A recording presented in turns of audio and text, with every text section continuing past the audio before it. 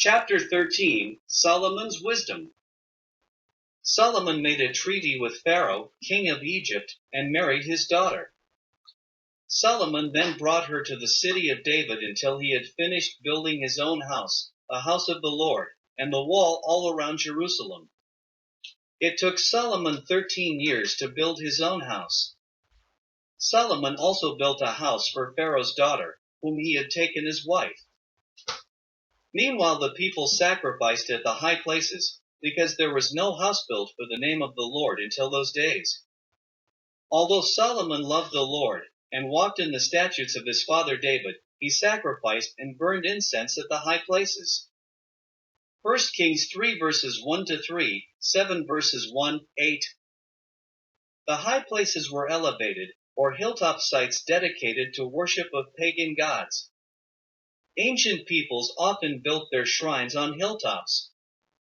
In Mesopotamia, where the land is flat, they built artificial mountains in the shape of step pyramids called ziggurats. The Tower of Babel was probably such a ziggurat.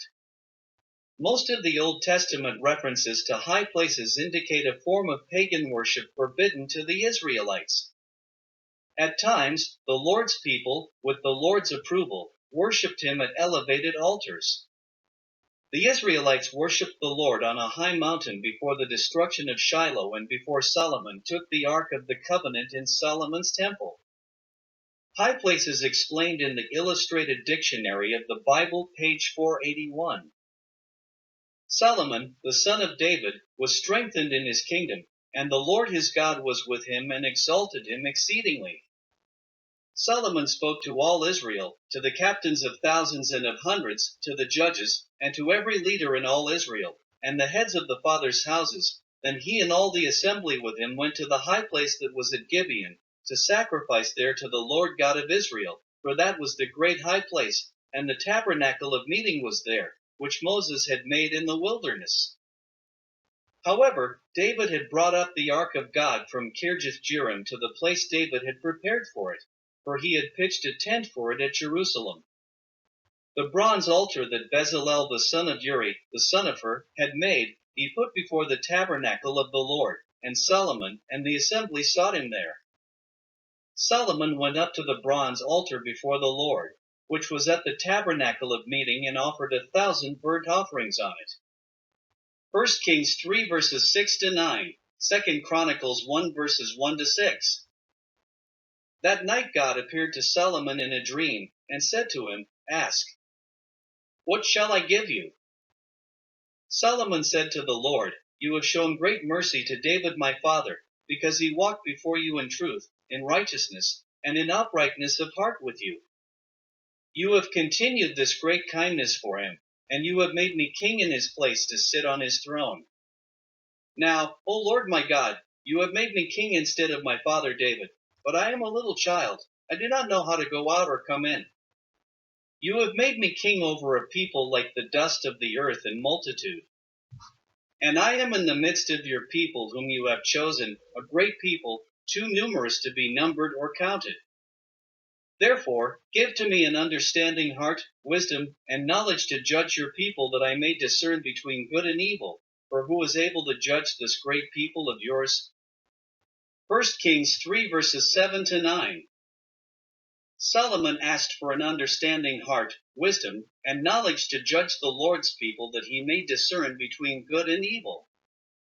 The request pleased the Lord, that Solomon asked this thing.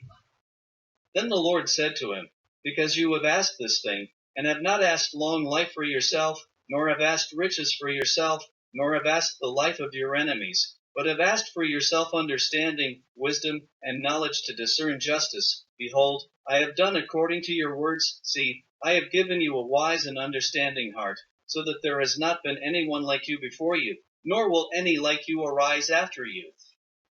And I have given you what you have not asked, both riches and honor, so that there will not be anyone like you among the kings all your days. Therefore, if you walk in all my ways, to keep my statutes and my commandments, as your father David walked, then I will lengthen your days." 1 Kings 3 verses 10-12, 2 Chronicles 1 verses 10-12. After the Lord spoke to Solomon in a dream, and Solomon awoke, indeed, it was a dream. He left the high place that was at Gibeon from before the tabernacle of meeting, and he went to Jerusalem, and reigned over Israel. He stood before the ark of the covenant of the Lord, offered up burnt offerings, offered up peace offerings, and made a feast for all his servants. 1 Kings 3 verse 15. Solomon judged wisely. Two women, harlots by trade, came to King Solomon and stood before him. One woman said, "O my lord, this woman and I dwell in the same house, and I gave birth while she was in the house. Then it happened, the third day after I had given birth, that this woman also gave birth. This woman's son died in the night, because she lay on him. Therefore she arose in the middle of the night, and took my son from my side, while I slept, and laid him in her bosom, and laid her dead child in my bosom. And when I rose in the morning to nurse my son, there he was, dead. But when I had examined him in the morning, indeed, he was not my son whom I had borne." Then the other woman said, "No, but the dead one is your son, and the living one is my son." And the first woman said, "No, but the dead one is your son, and the living one is my son." Thus they spoke before the king. Then King Solomon said, "The one says, 'This is my son, who lives, and your son is the dead one,' and the other says, 'No, but your son is the dead one, and my son is the living one.'" Then King Solomon said, "Bring me a sword." They brought a sword before the king, and he said, "Divide the living child in two, and give half to one and half to the other." Then the woman whose son was living spoke to the king, for she yearned with compassion for her son. And she said, "O my lord, give her the living child, and by no means kill him." But the other said, "Let him be neither mine nor yours, but divide him." Therefore the king answered and said, "Give the first woman the living child, and by no means kill him. She is his mother." When all Israel heard of the judgment which the king had rendered, they feared the king, for they saw that the wisdom of God was in him to administer justice. 1 Kings 3 verses 16 to 28. Solomon's administration. King Solomon came to Jerusalem from the high place that was at Gibeon, from before the tabernacle of meeting, and reigned over all Israel. And these were his officials. The priest was Azariah the son of Zadok. The scribes were Elihoreph and Ahijah, the sons of Shisha. The recorder was Jehoshaphat the son of Ahilud. Benaiah the son of Jehoiada was over the army. Azariah the son of Nathan was over the officers. Zabud the son of Nathan, a priest and Solomon's friend, and Ahishar were over the household, and Adoniram the son of Abda was over the labor force. Also, Solomon had 12 governors in charge of his districts over all Israel, who provided food for the king and his household. Each one made provision for 1 month of the year.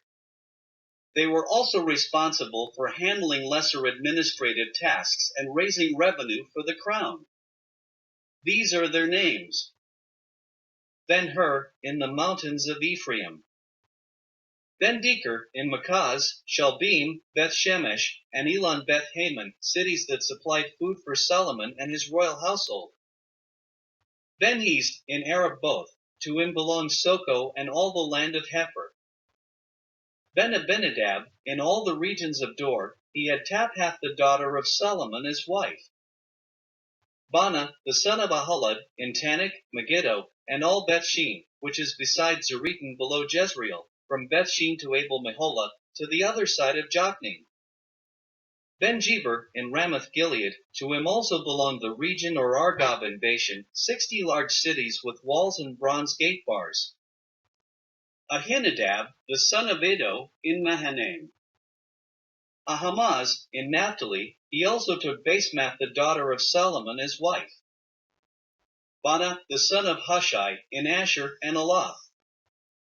Jehoshaphat the son of Paruah in Issachar. Shimi the son of Elah in Benjamin. This is not the Shimi, the son of Gera, who cursed David, for Solomon had him executed.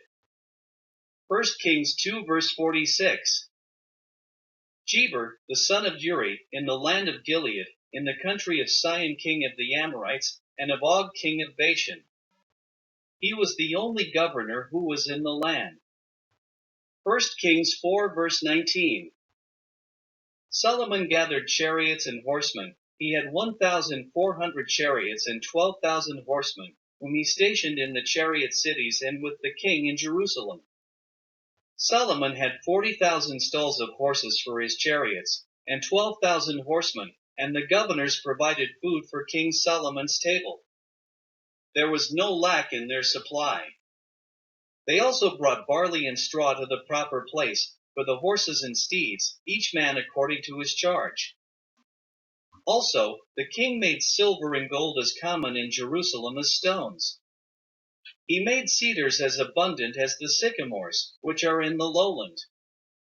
Solomon had horses imported from Egypt in Kebeh. The king's merchants bought them in Kebeh at the current price.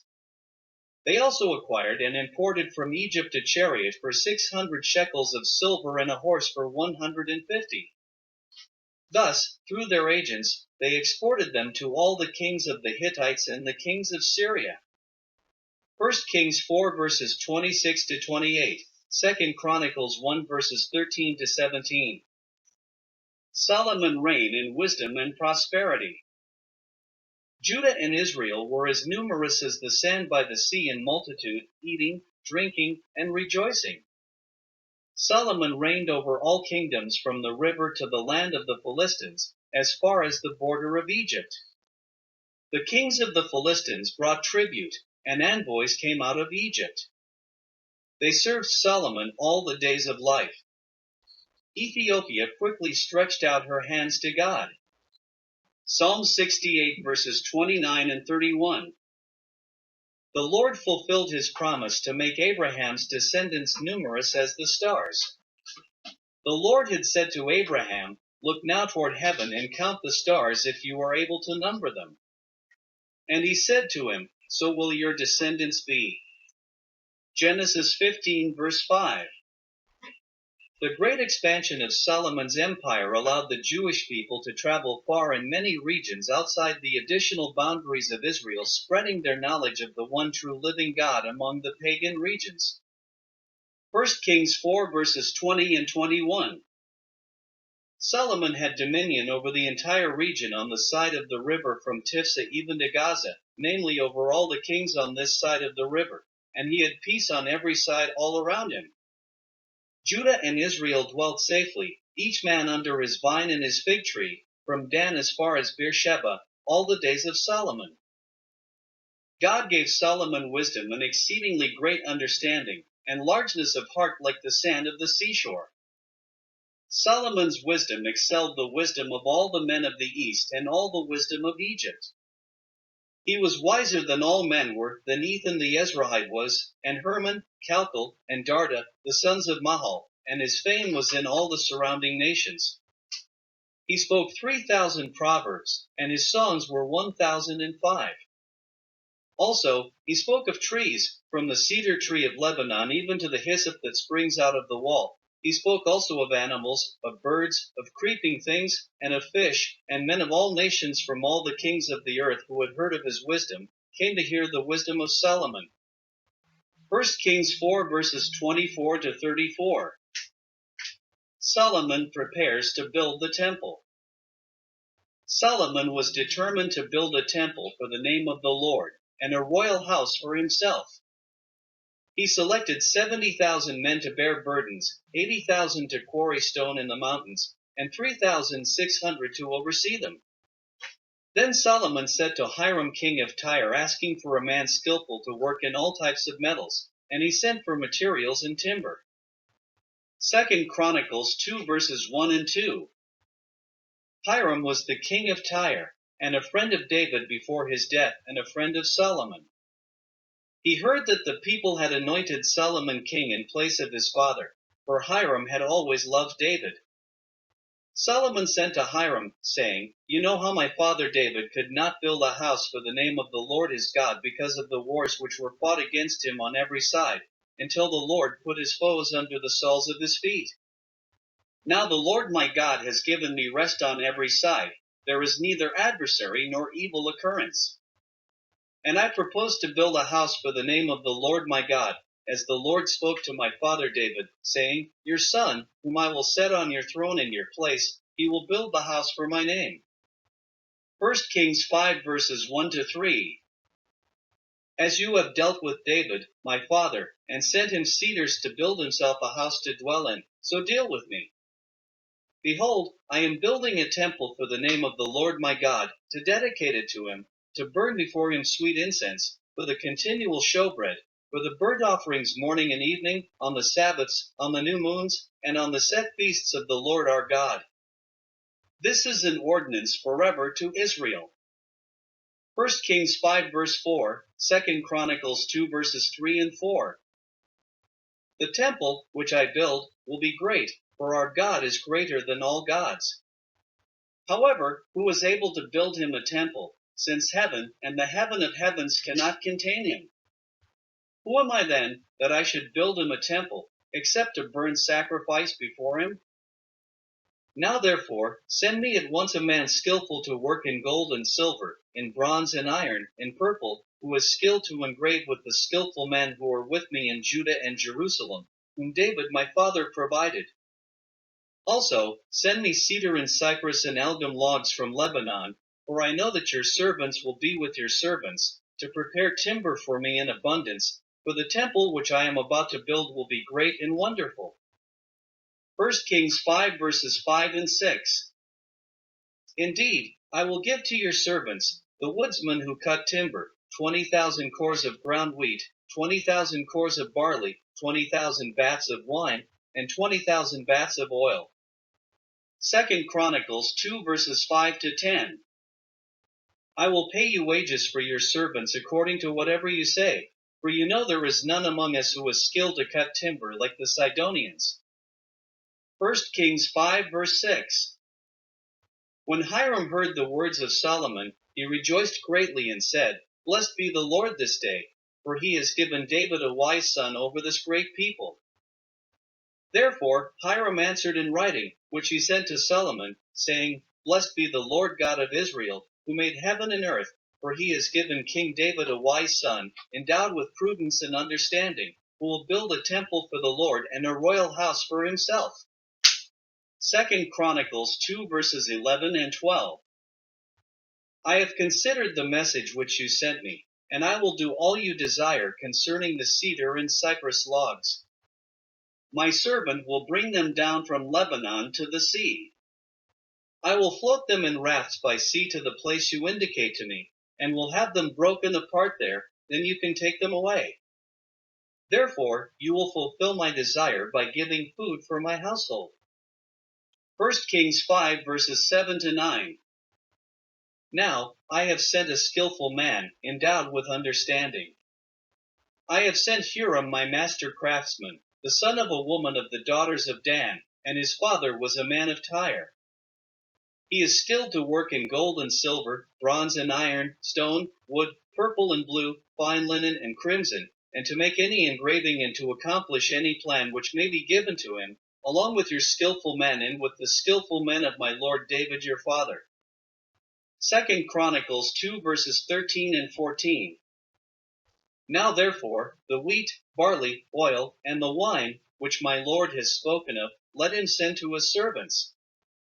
We will cut wood from Lebanon, as much as you need. We will bring it to you in rafts by sea to Joppa, and you will carry it up to Jerusalem.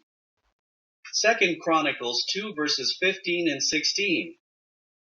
Therefore Hiram gave Solomon cedar and cypress logs according to all his desire.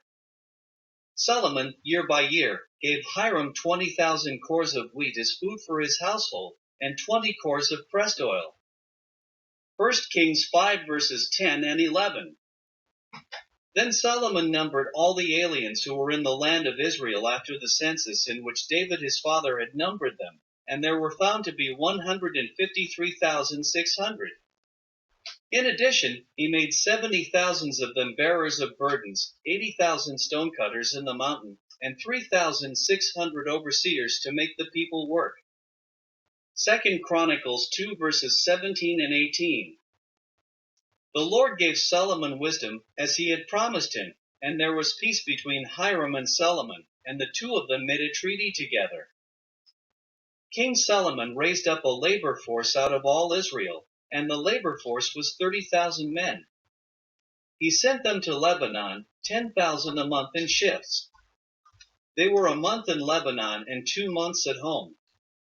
Adoniram was in charge of the labor force.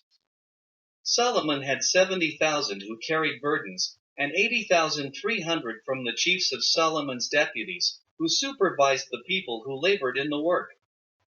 Solomon commanded the people to quarry large stones, costly stones, and hewn stones, to lay the foundation of the temple. Therefore Solomon's builders, Hiram's builders, and the Jebuelites quarried them, and they prepared timber and stones to build the temple. 1 Kings 5 verses 12 to 18. Solomon builds the temple. In the 480th year, after the children of Israel had come out of the land of Egypt, in the 4th year of Solomon's reign over Israel, on the 2nd day of the 2nd month, the month of Ziv, that Solomon began to build the house of the Lord at Jerusalem on Mount Moriah. This is the place where the Lord had appeared to his father David. It too was the place where David had erected an altar to the Lord, on the threshing floor of Ornan, the Jebusite. 1 Kings 6 verse 1, 1 Chronicles 21 verses 18 to 23. Mount Moriah was a sacred place, as it is today. It was where Abraham had taken Isaac for sacrifice.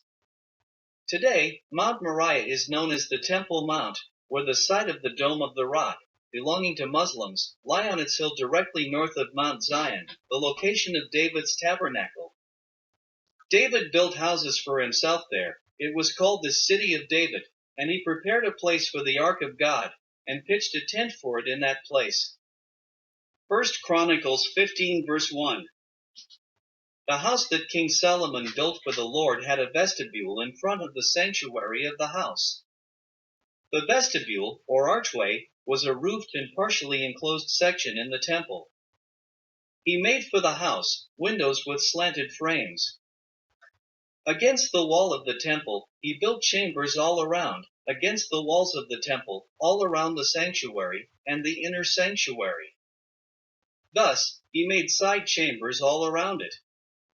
And the temple, when it was being built, was built with stone finished at the quarry, so that no hammer or chisel or any iron tool was heard in the temple while it was being built. The doorway for the middle story was on the right side of the temple. They went up by stairs to the middle story and from the middle to the third. 1 Kings 6 verses 2 to 8. Therefore Solomon built the temple and finished it, and he paneled the temple with beams and boards of cedar. He built side chambers against the entire temple. They were attached to the temple with cedar beams. 1 Kings 6 verses 9 and 10. Then the word of the Lord came to Solomon, saying, Concerning this temple which you are building, if you walk in my statutes, execute my judgments, keep all my commandments, and walk in them, then I will perform my word with you, which I spoke to your father David. And I will dwell among the children of Israel, and will not forsake my people Israel. 1 Kings 6 verses 11 to 13. Solomon built the temple and finished it. Solomon constructed the temple on Mount Moriah, north of the city of David. He built the inside walls of the temple with cedar boards. From the floor of the cedar boards, from the floor of the temple to the ceiling, he paneled the inside with wood, and he covered the floor of the temple with planks of cypress. Then he built the 20-cubit room at the rear of the temple, from floor to ceiling, with cedar boards. He built it inside as the inner sanctuary, as the most holy place. In front of it was the temple sanctuary. The inside of the temple was cedar, carved with ornamental buds and open flowers. All was cedar. There was no stone to be seen. Solomon prepared the inner sanctuary inside the temple to set the Ark of the Covenant of the Lord there. The inner sanctuary was overlaid with pure gold, and the altar of cedar was overlaid with gold.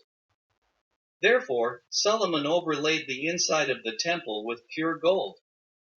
He stretched gold chains across the front of the inner sanctuary and overlaid it with gold. The whole temple he overlaid with gold until he had finished the entire temple. Also, he overlaid with gold the entire altar that was by the inner sanctuary. Inside the inner sanctuary, he made 2 cherubim of olive wood, each 10 cubits high. Then he set the cherubim inside the inner room, and they stretched out the wings of the cherubim so that the wing of the one touched one wall, and the wing of the other cherub touched the other wall, and their wings touched each other in the middle of the room. Also, he overlaid the cherubim with gold. Then Solomon carved all the walls of the temple all around, both the inner and outer sanctuaries, with carved figures of cherubim, palm trees, and open flowers, and the floor of the temple he overlaid with gold, both the inner and outer sanctuaries. For the entrance of the sanctuary, he made doors of olive wood, the lintel, and doorposts. The 2 doors were of olive wood, and he carved on them figures of cherubim, palm trees, and open flowers, and overlaid them with gold.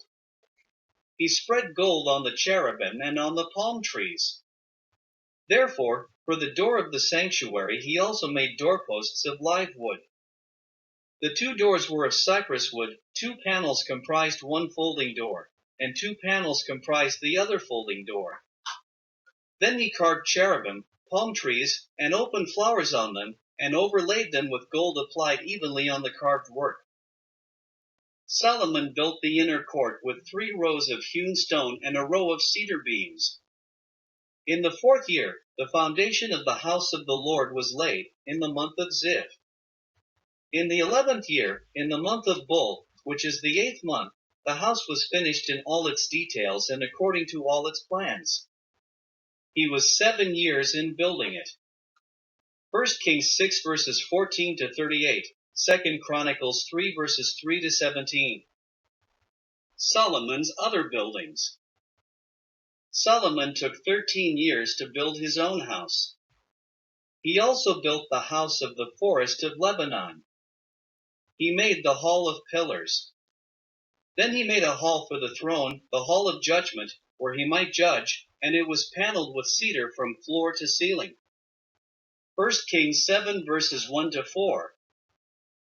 The house where he dwelt had another court inside the hall, or like workmanship. Solomon also made a house like this hall for Pharaoh's daughter, whom he had taken as wife. All these were of costly stones cut to size, trimmed with saws, inside and out, from the foundation to the eaves, and on the outside to the great court. The foundation was of costly stones, large stones, some 10 cubits and some 8 cubits. Above were costly stones, hewn to size, and cedar wood. The great court was enclosed with 3 rows of hewn stones and a row of cedar beams. So were the inner court of the house of the Lord and the vestibule of the temple. Hiram, a skilled worker in bronze.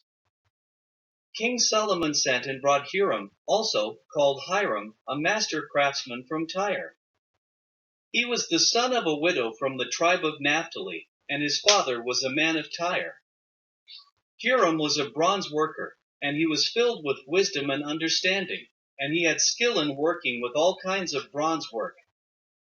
He came to King Solomon and did all his work. Hiram did the work of the pillars, the laver, the basins, and the shovels. 1 Kings 7 verses 13 and 14. Pillars of bronze, sea laver, cart, and oxen. Hiram set up the pillars by the vestibule of the temple. He set up the pillar on the right and called its name Jachin, and he set up the pillar on the left and called its name Boaz. The tops of the pillars were in the shape of lilies. Therefore, the work of the pillars was finished. 1 Kings 7 verses 21 and 22, 2 Chronicles 3 verse 17. Hiram made the sea of cast bronze. It replaced the bronze laver of the earlier tabernacle. The King James Version, 1 Kings 7:23, uses the term molten sea, describing its method of manufacture.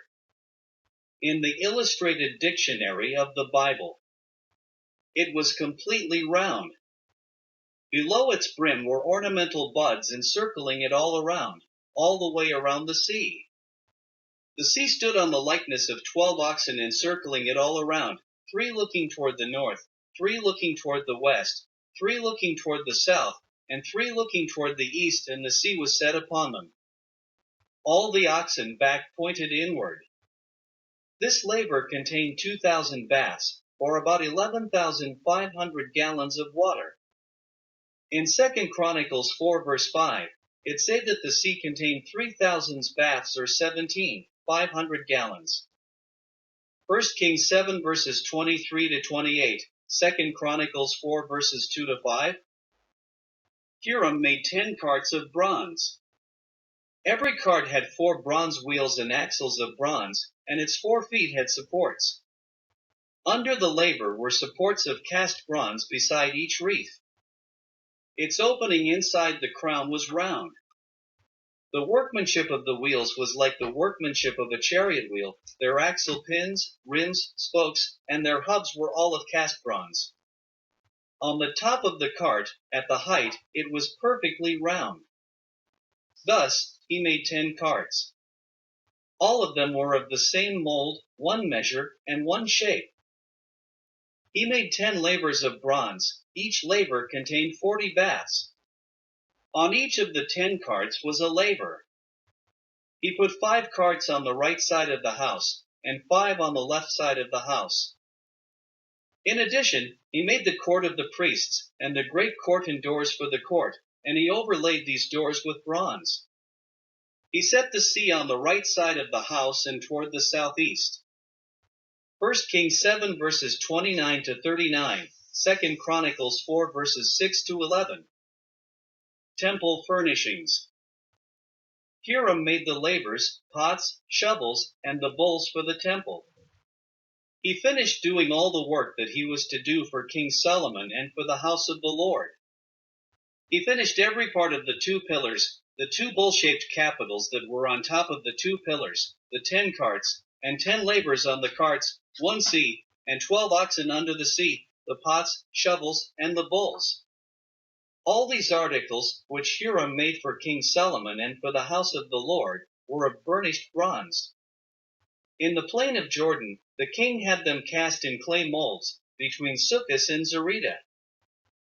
Solomon had all the furnishings made for the house of the Lord, the altar of gold, the table of gold on which was the showbread, the lampstands of pure gold, 5 on the right side, and 5 on the left in front of the inner sanctuary, with the flowers and the lamps and the wick trimmers of gold. The basins, trimmers, bowls, ladles, and the censers of pure gold were made. The hinges of gold, both for the doors of the inner room, the most holy place, and for the doors of the main hall of the temple, were gold, and all were complete. 2 Chronicles 4 verses 12 to 22. Therefore, all the work that King Solomon had done for the house of the Lord was finished, and Solomon brought in the things which his father David had dedicated, the silver, the gold, and the furnishings. He put them in the treasuries of the house of the Lord. 1 Kings 7 verses 40 to 51, 2 Chronicles 5 verse 1. Thank you for listening to chapter 13 of the book The Kings of Israel from the book series It's All About Worship and To Whom You Worship by Doris N. Whaley Smith. The complete book in whole can be purchased on Amazon.com.